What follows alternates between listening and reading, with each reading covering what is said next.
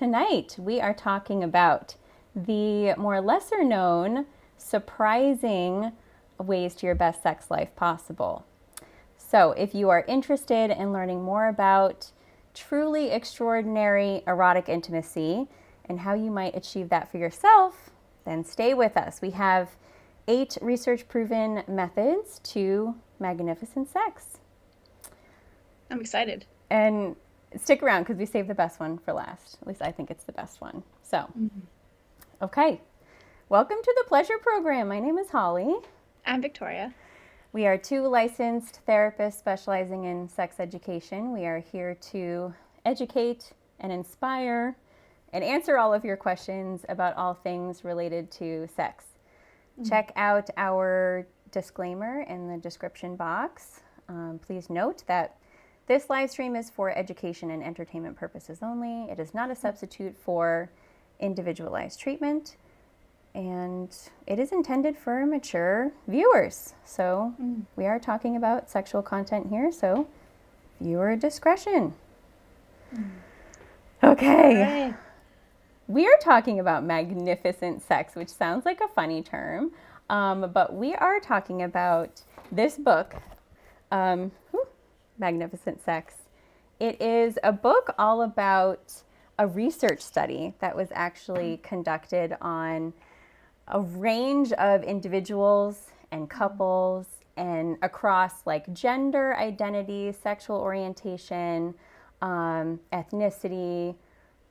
I mean, they covered all the things. Wow. Monogamous, ethically non-monogamous, even like able-bodied and physical disability. Oh, I love that. That sounds very inclusive. It was very inclusive, and they were interviewing all of these people to try to identify what is it about these people that they have been able to achieve what they call magnificent sex. So it's kind of hard to describe in words. Like the people that are describing their experiences, they talk about having these like transcendent experiences, like a feeling of the sublime, just losing themselves in the moment and in their partners, and just like this almost like a spiritual type of experience that they describe. I love that.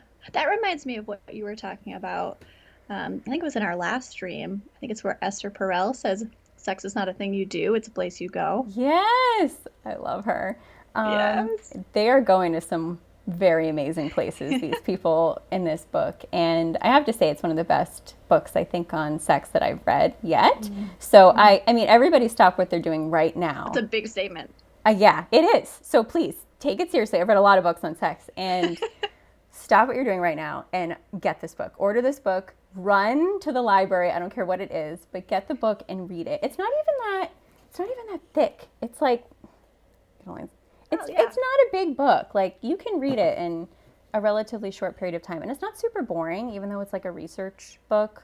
They use a lot of quotes from the real interviews and the people, so you're really getting to read what they're saying.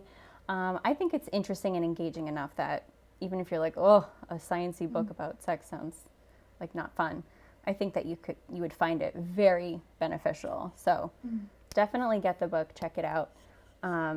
So in our stream tonight, we're going to be talking about the information, I think, and I'm barely going to do its justice. I tried to capture, I think, the 8 most important themes from this book, but there's much more information to gain from the book than even what we can cover tonight. So it's like a book. I feel like a book review, like a book critic.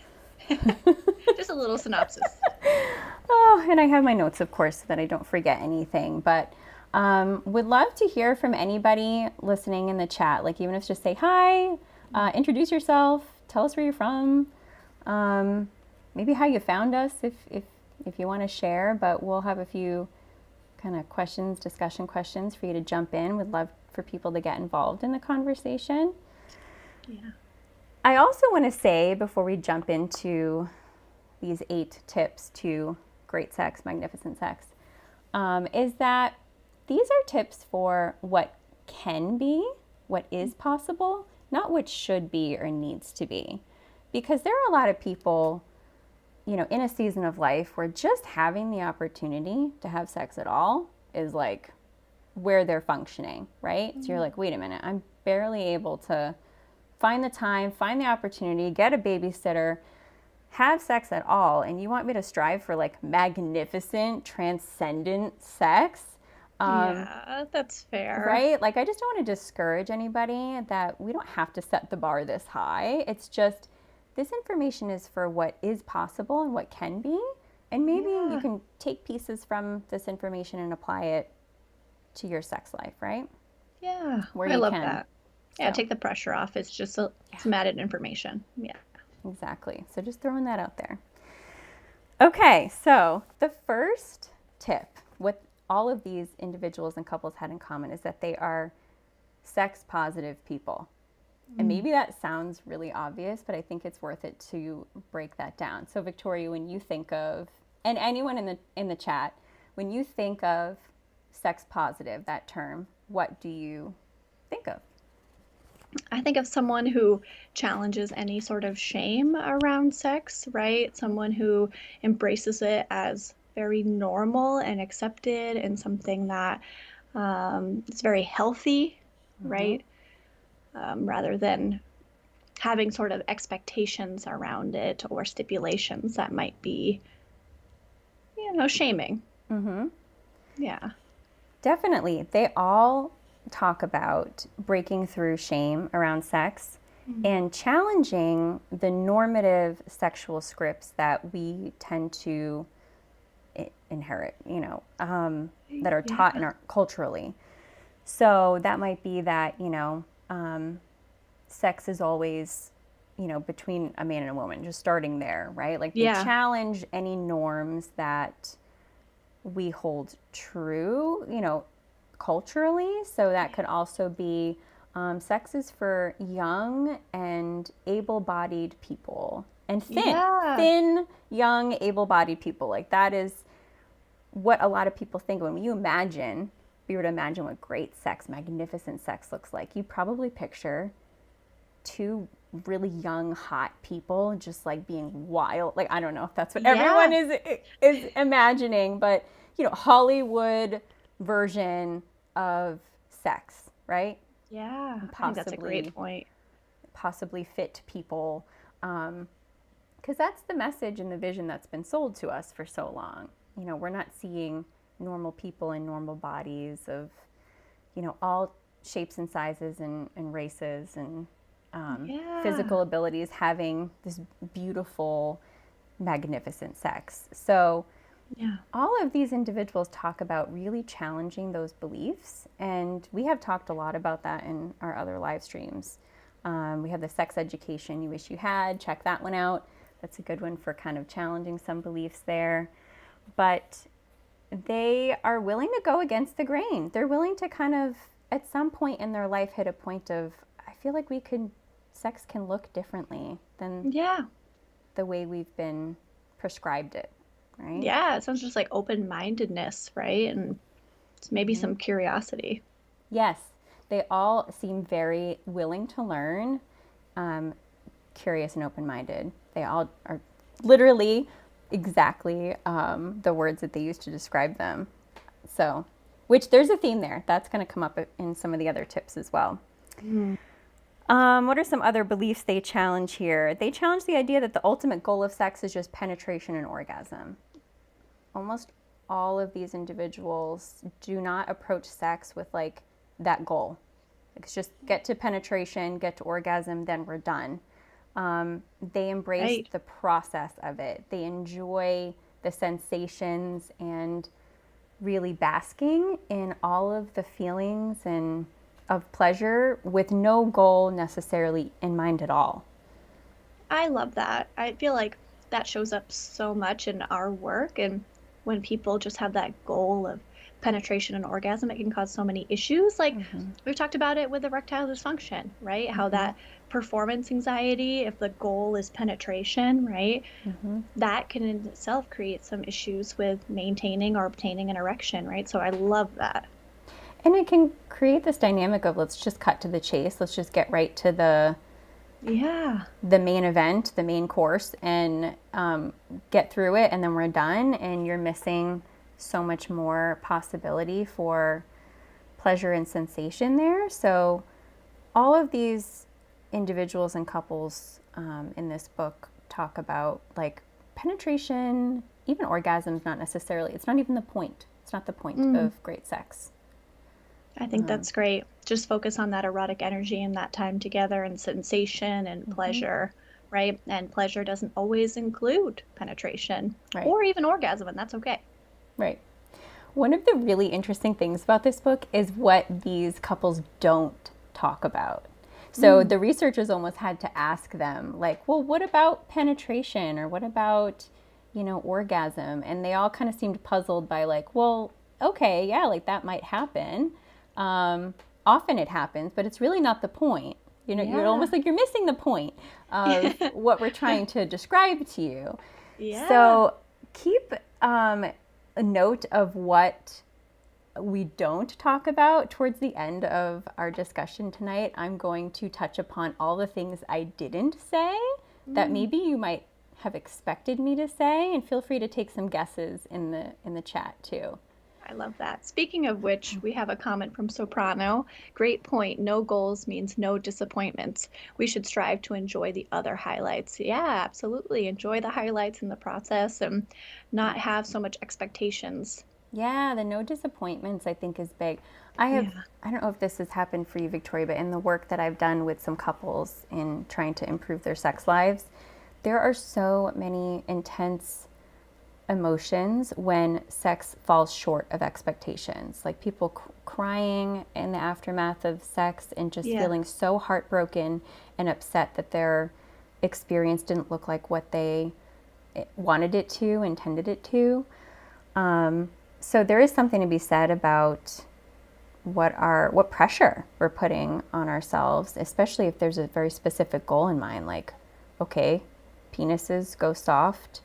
You know, not every vulva or vagina is in a place of being able to be penetrated. So then what? We're just done and we're upset and like, goes out the window. So being able to see a sexual encounter as so much more and beyond that is a very sex positive mindset. Absolutely. And I do see that. And then I see that having this like domino effect of then the next time there's more pressure and more expectation and more anxiety and then more disappointment, right? Yeah. And then it just gets associated with this negative kind of connotation when really we want it to be this fun, curious kind of adventure.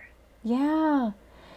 Every time you have like a negative experience associated with it, we just kind of naturally anticipate that happening again too. So it can create this downward spiral. And all of these individuals have a very hopeful, positive kind of outlook about sex, a very joyous mindset with sex. A lot of them seem very liberated. They pushing those norms. Not every couple that was interviewed was monogamous. Some of them are ethically non-monogamous, and kink as well, vanilla. They also had individuals from the kink community. So what else here? Oh, they also challenge the belief that sex is spontaneous and natural. So I love that. We've talked about that before. I feel like we've talked about that a few times because that's so ingrained, right? It's almost like, you know, a broken record here on in our program. Guess what? It's not spontaneous and natural. And yet that's such an ingrained belief that people struggle with. So they challenge that one too. They also, this is one of my favorites, they challenge the idea that great sex only happens at the beginning of a relationship and just perfect dissipates over time. They all talk about how sex for them improved over time with maturity, with experience, with wisdom, with more self-assurance. They all said that sex got better as they aged. Which makes so much sense, right? You're spending so much more time with your body and with a partner or with partners, and you learn a lot, and then you're able to just keep adding and the good and taking away the bad, right? Like adding the accelerators and taking away brakes. Yes. Okay. They also believe, another sex positive belief here, that they are worthy of pleasure. Them and others are just worthy of it. That Yeah. it's something worth Inherently. seeking. Yeah, inherently worthy of it.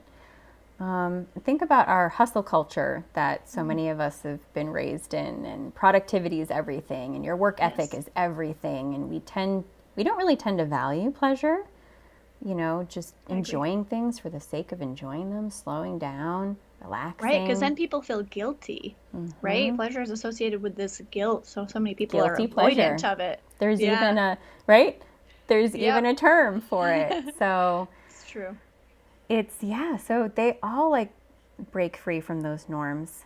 They're also very self aware individuals, very introspective. I want to read a little, this is the only quote I think I'll read tonight from one of the participants in the study. Okay. So he says, it really is important for people to become liberated from that sex negativity in order to continue and to attain better and better great sex. And that takes work. Understanding where your hangups are, what your fears are in dealing with them, that you become free of them and be totally human. And that's one of the reasons why sex for older people is better than for younger people. Younger people are still socialized into a mold of expectations that are sometimes very difficult to overcome. I certainly was. Wow. I Yeah. love that. I feel like there's this negative connotation to like older people having sex is like gross and ugh. And Right. what is that even about? Like, don't we all hope for that when we're older, that we're still having like pleasurable and worthwhile sex lives? Like, Yeah. why does that have to just like die with with the age? I know. I know, I'm with you. I feel like people jump to like thinking about people that they know because they can't like envision themselves being older, and it's hard for them to think about. I don't know. It's that ageism, I think, is part of Yeah. that. So it was really refreshing to read about how all of these individuals had better sex lives as they got older, and that is something that we all have to look forward to. I That love that, right? I right? love it too. If you think you peaked in high school, you didn't. Yeah. You're okay. If you think you peaked in your 20s, probably not. It's Yeah. only going to get better. So, yeah, especially if you consider these tips we have, right? Mm. Okay, tip number 2, great lovers prepare for great sex. Mm. That goes right with the spontaneity, right? It does, right? Right, challenges that directly. So when we think about preparing for great sex, I feel like there's a cliche that we tend to imagine. What comes up for you, Victoria? In preparing for great sex. Yeah, like the Like all the cliche. candles and all of the rose petals and like the soft music and the lights dimmed, right? Like that is cliche. And it's not a bad thing to do any of those things. And there's a Oh, reason why that's become a cliche, because yeah. people like, to wear nice clothing and have dim lighting and put sexy music on. And I'm not really sure what the rose petals are, maybe for smelling. I'm not really sure what the point of the rose petals are. That's a good point. Maybe it's just been like associated for some reason, For some right? reason, that became like what we imagine. And some of the participants in this research study did talk about some of those things, but they said what's more important is that you are preparing for what you as individuals need and kind of require. And often their preparation, they talk about, goes far beyond Mm. the like, now we're having sexy time kind of Yeah. situation. Like they're talking hours, sometimes even days before sex even occurs, they are already preparing. And Mm. so, what that might look like is, so obviously, the sensory, right? Having privacy. So that might involve, if you have other people living in your home or you have children, or roommates or whatever that might look like, that you are preparing for alone time. Often privacy was a very big theme, like just being able to kind of be uninhibited, and not worry about an interruption or somebody overhearing anything. So that might involve preparing long before. It could Yeah. be hiring a sitter or even making arrangements to leave the home or have other people leave your home. Yeah. Having no distractions. Phones are away, like there's... Out of office email. Yeah, and like Yeah. other types of distractions that might trigger some distracting thoughts. So if you have a pile of laundry, that you're like, I should be doing laundry, like that's a distracting thought. So they talked about having a tidy environment where there isn't much distraction or anything to remind you of like a to-do list you might have.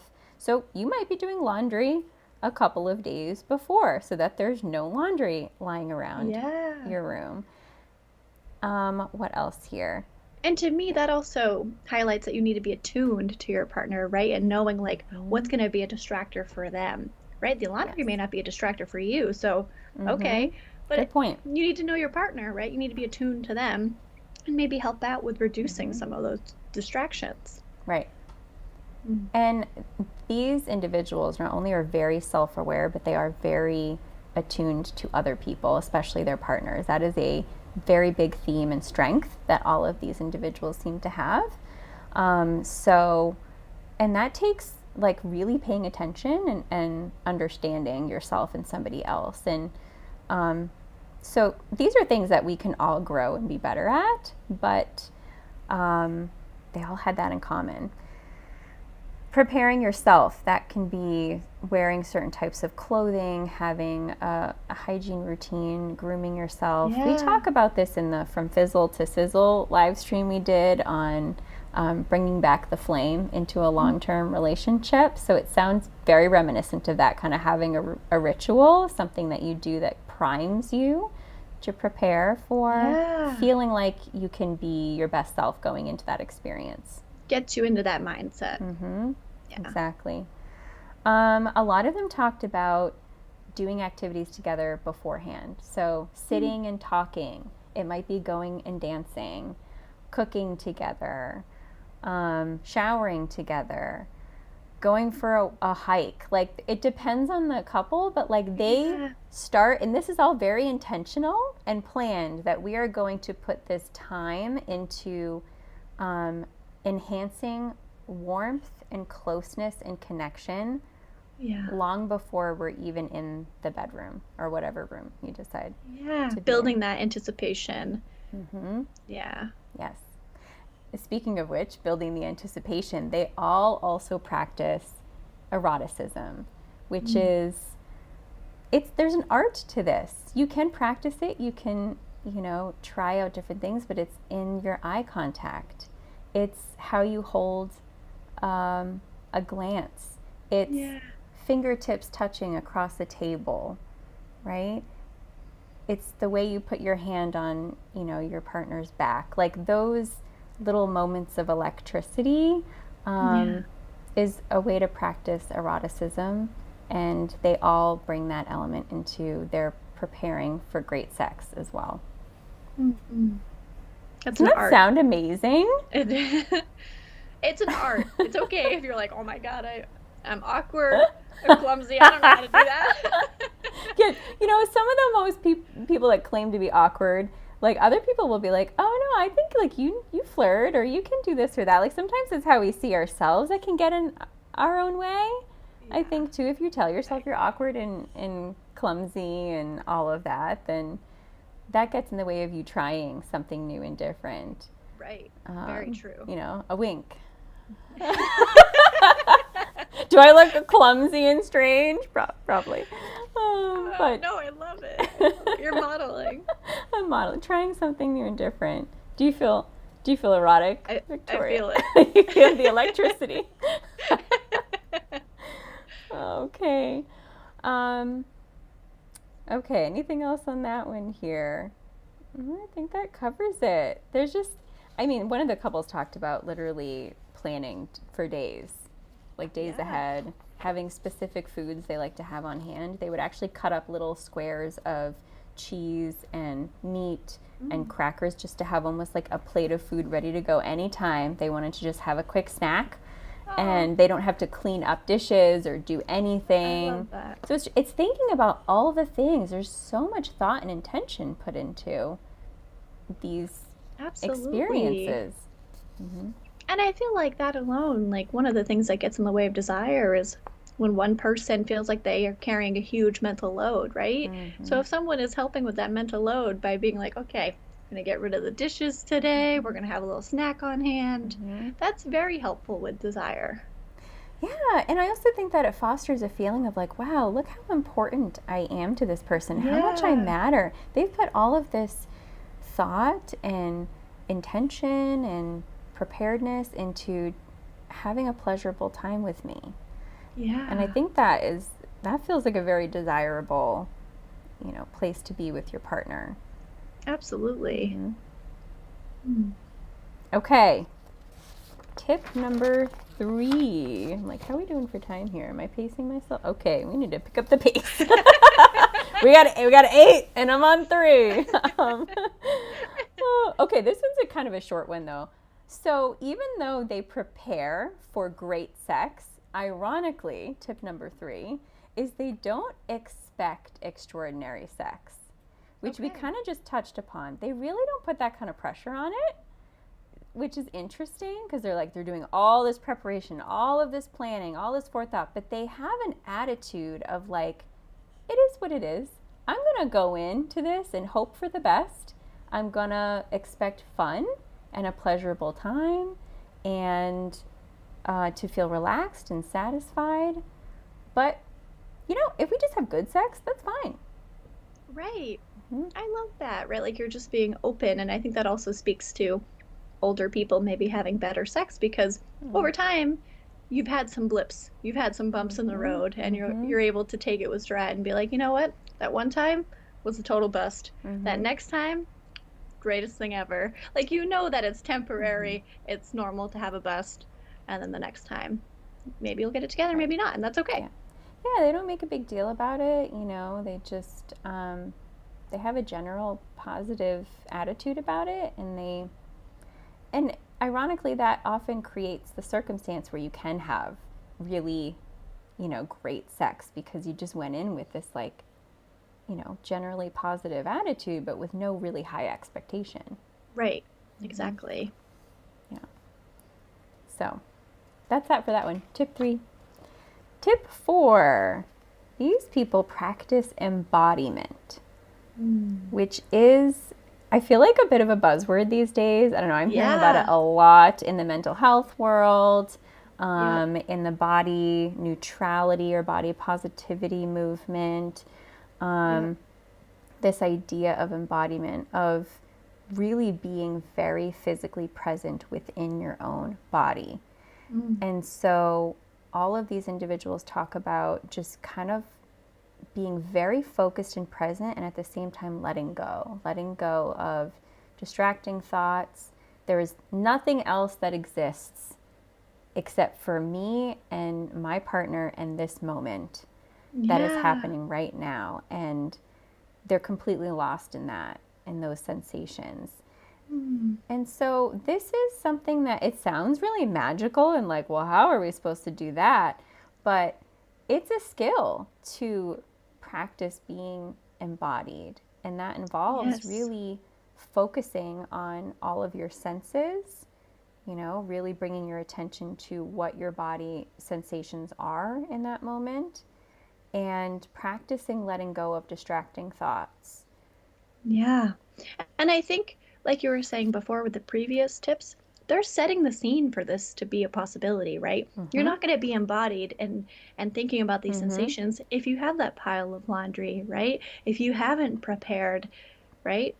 So I think that it makes it a lot easier if you follow the other tips to do this. Yes. I tried to intentionally order these in a way that would kind of make sense, right? Yeah, You're creating an opportunity where this is more possible. How embodied can you be if you're worried your kid might walk in at any moment, or exactly. your phone might ring and your boss might be calling you? Like, you're not Yeah, going to be embodied. Yeah, if you're thinking about the fact that the room hasn't been vacuumed in a month, like, right. so it's creating that environment so you can be completely like in the moment, and Yeah. you can practice embodiment outside of sex too. There's a lot of mindfulness practices where you can practice being very physically present, focusing on your breathing, focusing on bodily sensations. Other activities where you can practice that. Yeah, fitness. I feel like that's one of the big reasons why, even more recently, fitness is becoming more and more popular because it is a time where people can get out of their heads and into their bodies. A lot of physical activities can do that, right? Yep. Dancing, Yeah. hiking, playing instruments. You know, you're very, in that moment and present. Yeah. So that is another tip here, is to practice that. And they all have very good centering skills where they have that ability to do that during sex and outside of sex as well. Tip number 4, emotional connection. I'd like to ask any viewers we have watching here kind of what their thoughts are about how important emotional connection is to great sex. I feel like it's a bit of another one that can become a cliche. Like we think of like women in particular, like I have to be in love, or I have to, have feelings in order to have sex, and we kind of like stereotype that experience. Have you heard this, Victoria? Oh, absolutely. Absolutely. Yeah. Yeah. Where you have to have that emotional closeness.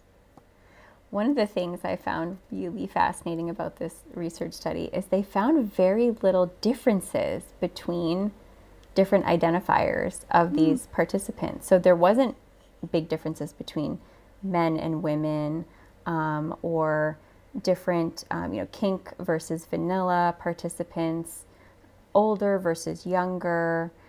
Like a lot of these were very common themes amongst everybody. So I just found that really fascinating. I think that's huge because that can remove any sort of like shame for, any men that feel that way, right? They may struggle with being worried that they're coming across like feminine, and that's a bad thing if they're needing that emotional closeness prior to, right? So that's really good research. I agree. I mean, again, any brave souls in the chat that want to share if they think emotional connection is significant for great sex, we'd love to hear that. Oh, we do. Okay, soprano, great point. Nope. Oh, I'm reading the wrong one. Feeling emotionally safe with someone helps me feel physically safe during intimacy.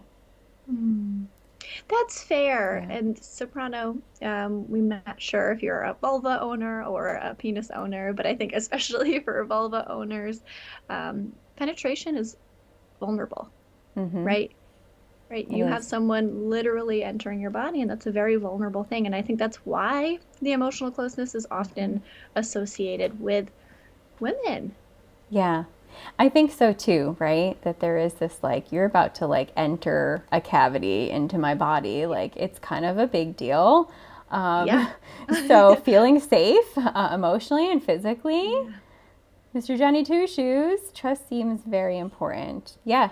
Along the same lines, right? You know what's really interesting is that we're talking about emotional connection, and the couple of chatters we have joining us here are talking about safety and feeling emotionally safe, trust. And all of the participants in this research study talked about really liking their partner, having immense and deep respect for their partner. Trust was another one that came up. Caring for, valuing their partner. None of them use the L word. None of them really use love, and which is interesting, but I'm wondering if it's because, and the researchers speculate, if it's because it's just such a big, vague word that they're really trying to define like what that really even means. Yeah. And so just similar, it's just interesting to be like, are we talking about love here, or are we just,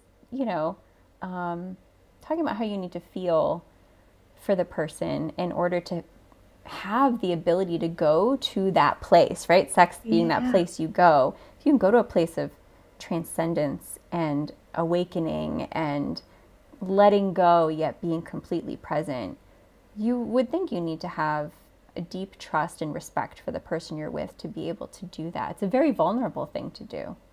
Absolutely. For anybody, right? We had talked about vulva owners, but for penis owners anybody. too, for Yes. anybody. Yes. Anybody. There might be some aspects of like you are fully showing your body, right? Like, and that might be a really vulnerable thing for you. There's so much vulnerability that can show up here. Yeah. Mm. I agree. Love is too vague. It is, right? It's the thing we're all trying to define. We're writing songs about it. We're writing books about it. Movies, poetry. Yeah. Yes. Forever trying to define that elusive thing called love. All right, I'm getting philosophical here. Okay. Yeah. That's that on emotional connection. They all said it was very important, and a lot of them said that they didn't think that they could. One woman said, she could teach 10 other men exactly what her husband does in bed, and she would not enjoy it in the same way that she does with her husband, because there is just something about that very strong emotional bond and trust and connection with him, which I think sounds so romantic. Like, I know. And yet magnificent sex, right? When we think of that, we think of like hot sex.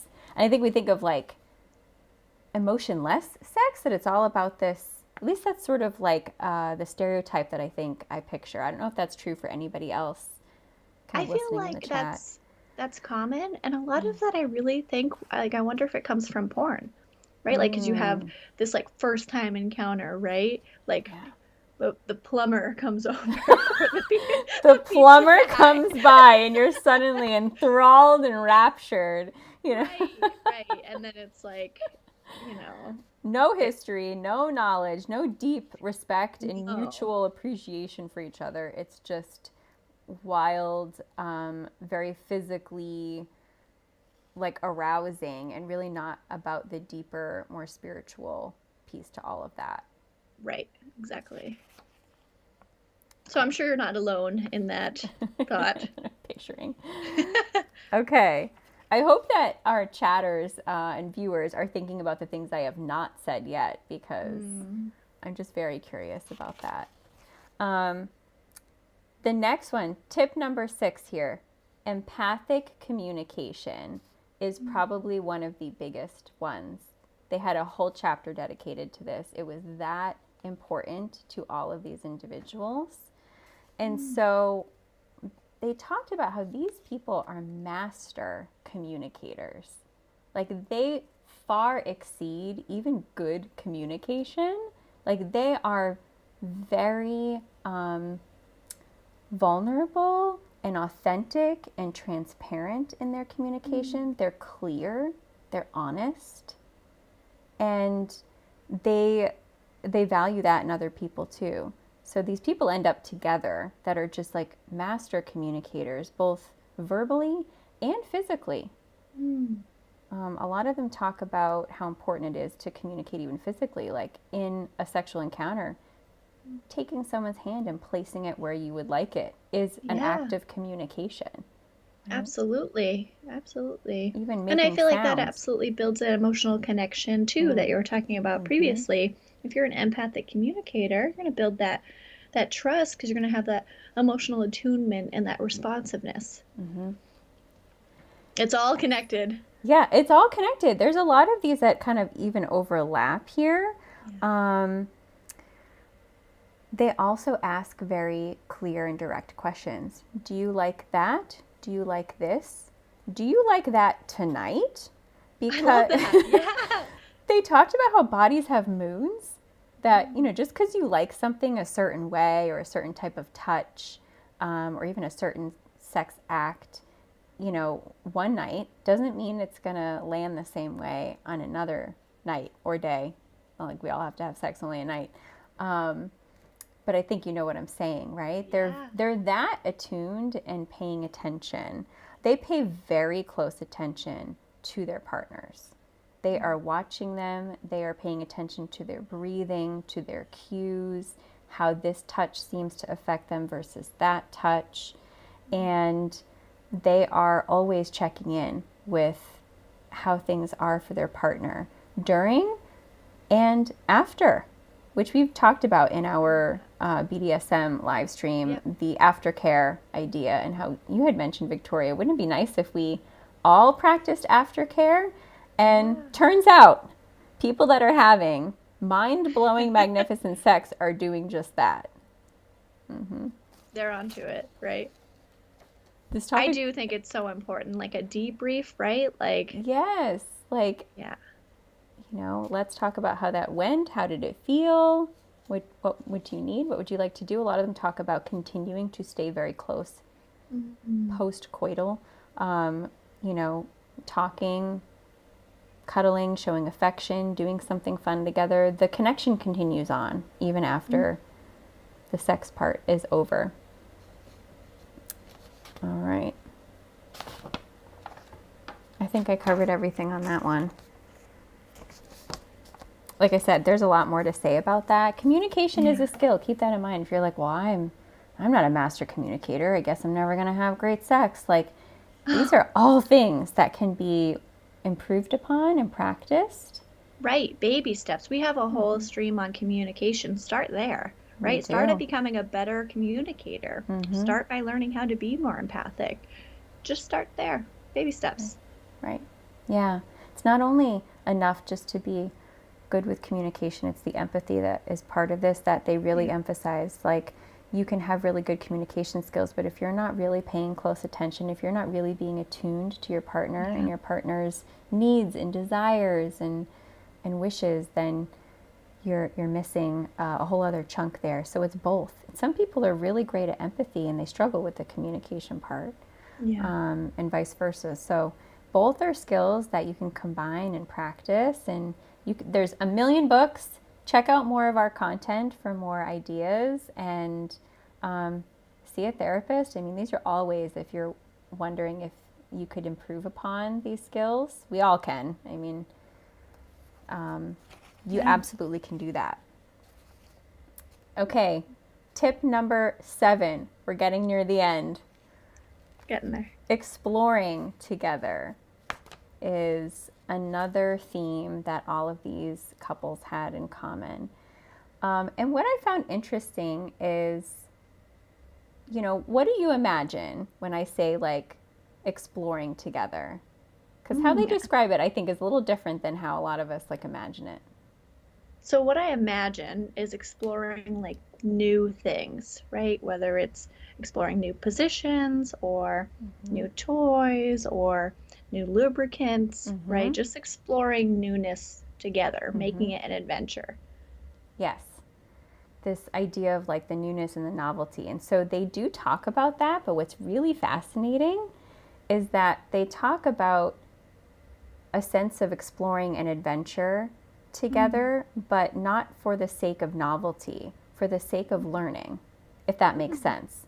So they might try a new position or a new toy or something, but they're really doing it to learn about themselves and about their partner. They just want to discover together. They want to discover anything new. They have an attitude about their partner, no matter how long they've been together, that there's always something to learn. There's always something new we can discover. And that might even be like in something as subtle and nuanced as the way you touch your partner.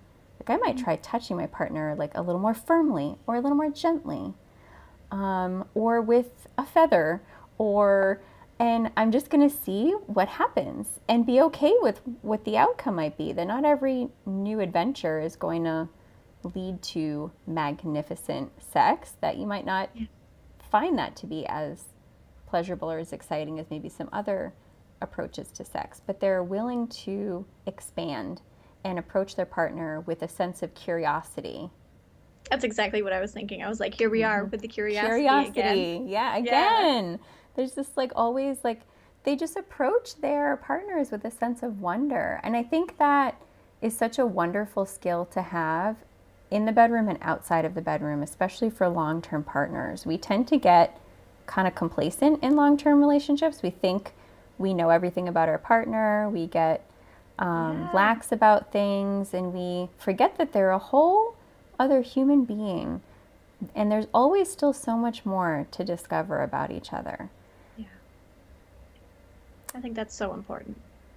And people are always growing and changing, right? Like you're talking about how people growing older, they learn more about themselves, they mature, right?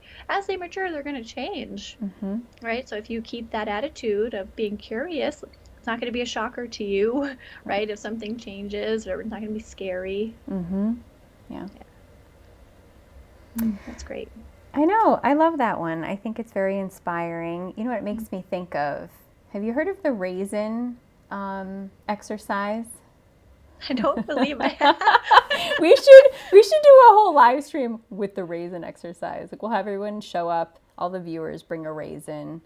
It's a mindfulness exercise, and they've actually used it in group therapy for helping low desire women in practicing mindfulness and embodiment.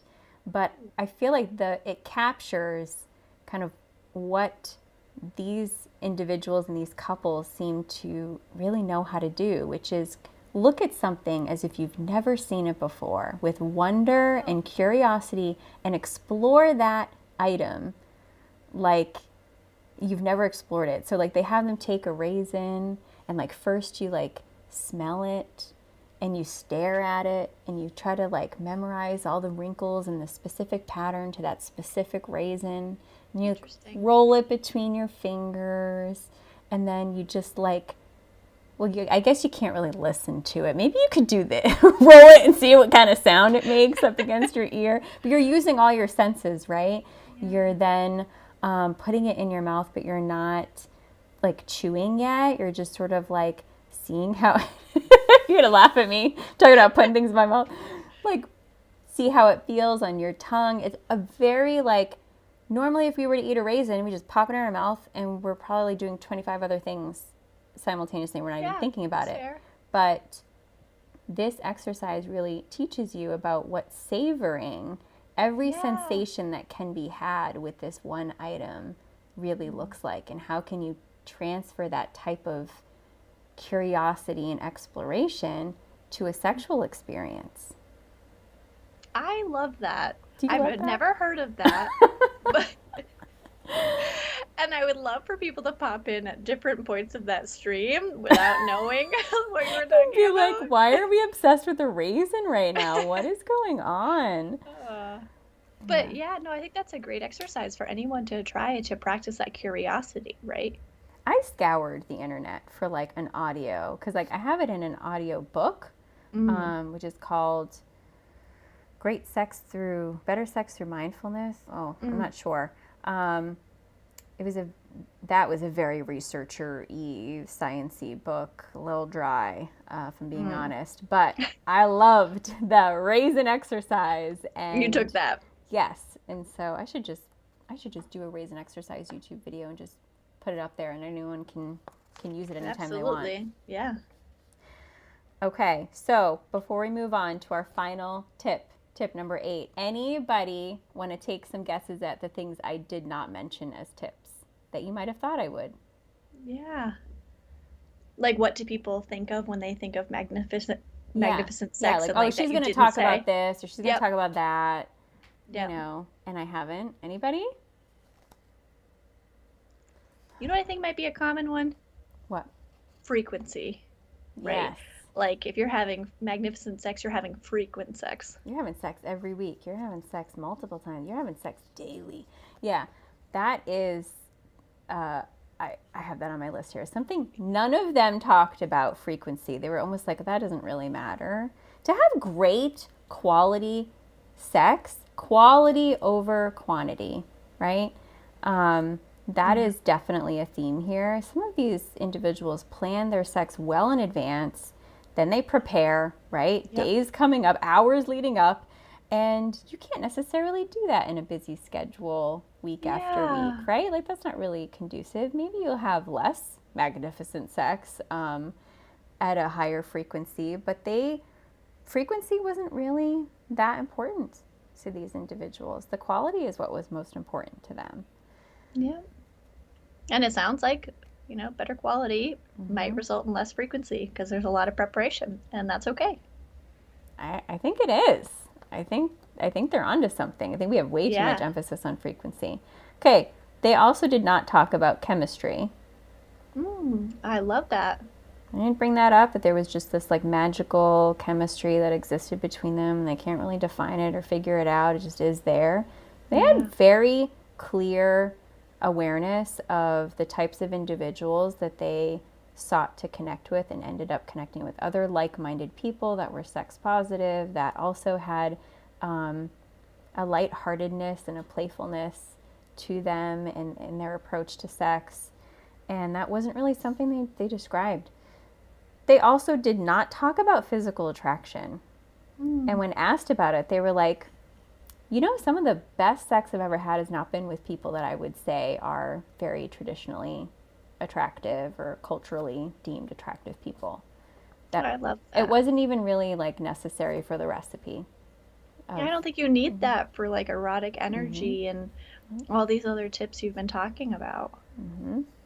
which is, Yeah, I think because it's very liberating, I think, to think about anybody of any size or appearance is capable of having really great sex. absolutely, right? Like, I hope if anyone is insecure and feeling like that is in relation to the quality of their sex, that hearing this might take some of that pressure off. Yeah, for sure. They also did not talk about any specific sex acts. Mm. That was almost irrelevant. They were like, again, it's not really the point. Same with intercourse, penetration, orgasm. They said, yeah, that often happens. And orgasm's great. It's not a requirement for magnificent sex. Magnificent sex isn't about what you're doing. It's more like how you're doing it, right? Yep. So there is no best way to give oral that is going to get you to this place. It's really not about that. If you haven't picked up on that already from from all the information tonight. So yeah, those are all the things that did not come up. They were not important. Which is funny because a lot of those you would think, I think if you ask the average person what they would define it as, I think a lot of those would come up, especially like chemistry and spontaneity and frequency and all of that for sure. Right, right.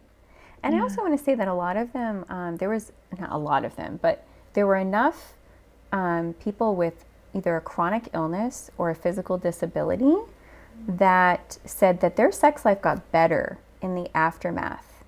And the reason why was because they had to become a lot more creative.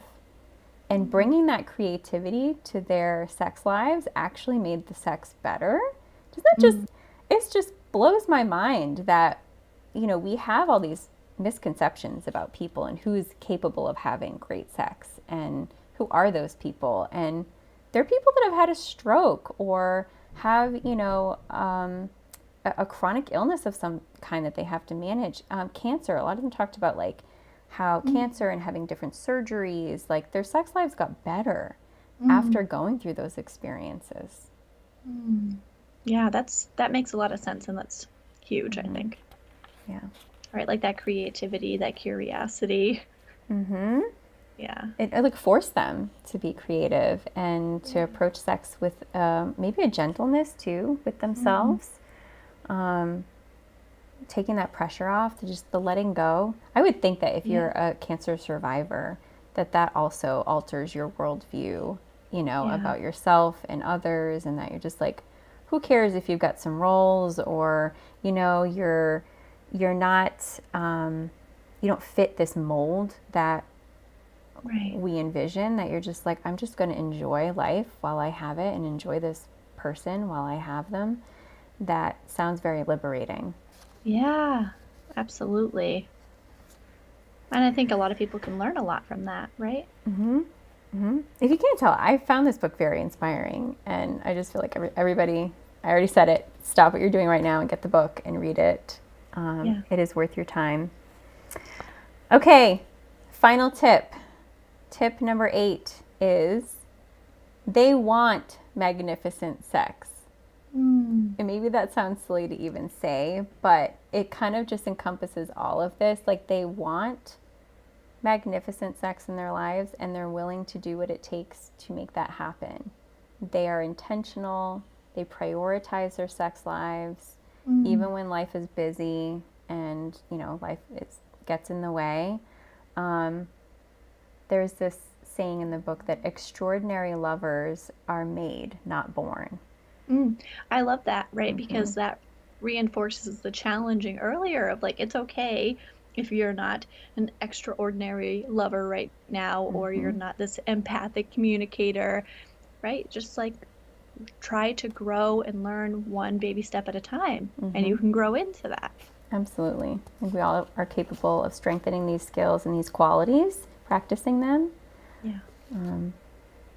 So I just want to, leave you all with that it is possible. Doesn't have to be, and like I said in the beginning, if you're struggling in this season of life with just making the time to have sex, or just trying to, prioritize pleasure in the simplest of ways, that this might feel like a far reach. And that's okay. This is just to show you and demonstrate what is possible in your lives. So, right. And maybe you can just take one small goal from this, right? And then just build on top of that. Yeah. I'd love to hear from anybody in the chat, or any comments at a later date, kind of what resonates with you the most. Is there anything that you learned in our live stream tonight that you intend to maybe practice more of? And go forth and have magnificent sex of your own, right? I love it. I'm just thinking that you should get a cut from any sales that happen for Magnificent Sex, because you're really selling it. I love it. You would think I wrote the book myself or something. Oh, I know. I've been excited to do this topic for a while. Yeah. It's kind of been on my list for some time. So I really hope that you all learned something tonight, and have some takeaways from this topic that you can apply to your own life and have some truly extraordinary erotic intimacy.